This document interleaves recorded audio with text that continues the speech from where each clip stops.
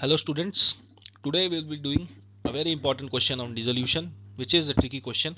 Okay, so let's see the question. On the day of dissolution, Roop Brothers had partner capital amounting to rupees 1,50,000 and external liability rupees 35,000 with cash balance 8,000 and profit and loss account which is a debit balance of 7,000. If realization expenses and loss on realization amounted to rupees 5,000 and 25,000 respectively, then the amount realized by the sale of asset is. अब देखिए dissolution के समय में हमको पता ही है सारा liability का पेमेंट करना पड़ता है और पेमेंट के लिए पैसा कहाँ से आता है जब हम एसेट्स को सेल करते हैं। तो इस इंफॉर्मेशन से हमको निकालना है कि अगर ये इंफॉर्मेशन गिवन है तो मेरा सेल ऑफ एसेट्स कितना होगा।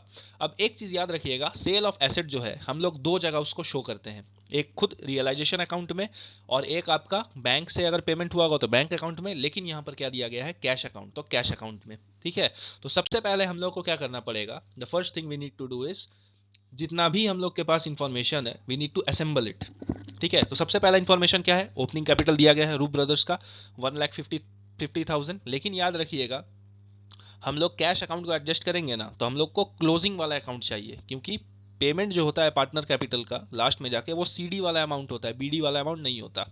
Second thing we have profit and loss debit.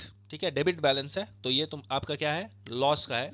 और लॉस मेरे कैपिटल को क्या करेगा, बढ़ाएगा कि घटाएगा, ऑफ कोर्स सा बात है घटाएगा, तो 7,000 we will be deducting from the capital. External liability है 35,000 का, we need to pay it. Cash balance जो कि मेरे कैश बैलेंस का बीडी है, ओपनिंग बैलेंस है, ये लेजर में जाएगा इसका 8,000। रियलाइजेशन का लॉस, अगेन रियलाइजेशन में अगर लॉस हो रहा है तो it will bring the partner capital down. उसके बाद रियलाइजेशन एक्सपेंसेस है 5,000 का, जो कि सीधा सा बात है पेमेंट होगा। नाउ सेकेंड स्टेप में आता है इसका, हम लोग यहाँ पर क्या कर रहे हैं, ओपनिंग कैपिटल से we are heading towards the closing capital. तो ओपनिंग कैपिटल है उसमें पीएल का जो लॉस वाला अमाउंट है we will deduct it. Realisation का जो लॉस हो रहा है we will also deduct it. ठीक है, तो ये टोटल मेरा पार्टनर कैपिटल तब कितना हो जाएगा, लास्ट में कितना बचेगा इन दोनों का, 1,18,000, यही मेरा सीडी अमाउंट है। लेकिन हाँ, डिसोल्यूशन में we are not going to, the partners are not going to carry on the business firm, that's why firm से वो पेमेंट ले लेगा अपने सीडी अमाउंट का, और कैसे लेगा, इन फॉर्म ऑफ कैश, क्योंकि यहाँ पर कैश दिया है, बैंक होता तो बैंक होता।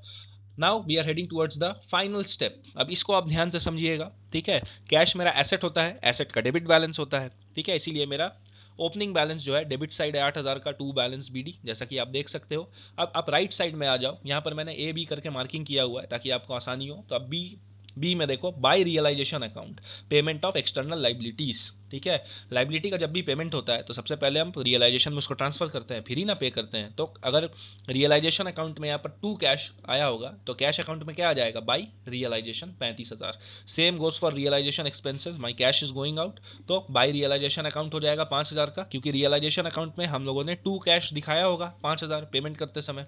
ठीक है, उसके बाद partner capital, partner capital again मेरा जो सीडी वाला अमाउंट है 1,18,000 का, वो कैश से क्या कर देगा, firm will do the payment. अब यहाँ पर आप ध्यान से समझिएगा कि क्रेडिट साइड में, मतलब कैश के जाने वाले साइड में, cash is a real account, तो क्रेडिट व्हाट गोज आउट, तो कैश जा मेरा रहा है सबसे पहले 35,000, फिर 50,000, फिर 1,18,000, तो सबको जोड़े तो कितना आ गया, 1,58,000 आ गया। ठीक है, तो कैश का पेमेंट फर्म कितना कर रहा है, 1,58,000। अब आप आ जाइए बीडी वाले अमाउंट में, तो बीडी में कैश का कितना है, 8,000। ठीक है, तो फर्म के पास पहले था 8,000, लेकिन उसने पेमेंट टोटल किया है 1,58,000 का, तो बाकी का जो 1,50,000 है वो कहाँ से आया है, तो सिंपल सा बात है, मेरा सेल ऑफ एसेट करके, तो यही मेरा बैलेंसिंग फिगर है, यही मेरा आंसर है 1,50,000। और ये क्या होगा, ये भी रियलाइजेशन अकाउंट ही होगा। क्यों रियलाइजेशन अकाउंट होगा, क्योंकि सेल ऑफ एसेट्स भी करेंगे अगर हम लोग तो वहाँ रियलाइजेशन अकाउंट में क्या दिखाते हैं, बाई कैश, नीचे में सेल्स ऑफ एसेट, तो वहाँ बाई कैश है, तो यहाँ पर कैश अकाउंट में क्या होगा, उसका opposite ledger posting to realisation. Hope ये आंसर जो था आप लोगों को अच्छा लगा होगा, पसंद आया होगा, साथ ही साथ समझ में आया होगा, सबसे बड़ा बात। और ऐसा ही कंटेंट मैं लाता रहूँगा, और ऐसी कंटेंट को देखने के लिए फॉलो करिए। Thank you.